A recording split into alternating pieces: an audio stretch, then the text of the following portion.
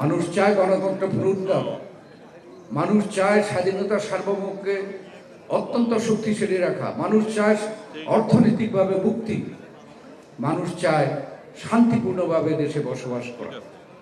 আজকে যারা পতিত সরকার তারা আজকে বিদেশে বসে দেশে বসে তারা ষড়যন্ত্র করছে।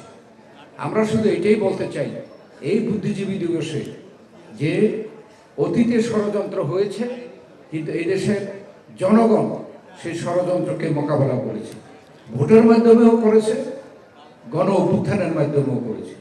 আজকে আমরা বলতে চাই যারা ষড়যন্ত্র করছে বাংলাদেশে, আমরা বুঝতে পারছি গত 4 মাস এদেশে একটি নিরপেক্ষ এবং অন্তর্বর্তীকালীন সরকার আছে।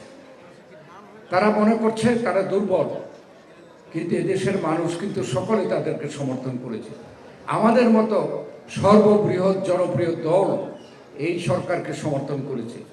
এই জন্য যে এই আন্দোলনে যে মেসেজ বা যে তারা ওয়াদা করেছে যে জনগণের অধিকার ফেরত দেবে, স্বাধীনতা সার্বভৌমত্ব শক্তিশালী করবে, আরও যেগুলো দিয়েছে, আমরা চাই এগুলো তারা বাস্তবায়ন করবে।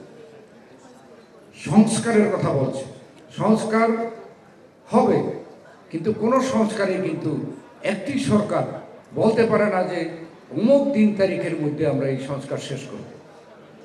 সংস্কার হচ্ছে একটা চলমান পদ্ধতি।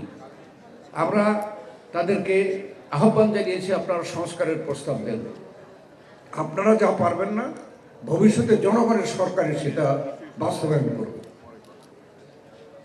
আর সংস্কারে দেশের মানুষ চায়, বারবার প্রমাণ করেছে, এবং আমরা চাই যে সংস্কারের কথা বলে যদি নির্বাচনটাকে বিলম্ব করা হয় তাহলে এই সরকারের জন্য খারাপ খবর বয়ে আনবে, এদেশের জনগণও ক্ষতিগ্রস্ত হবে।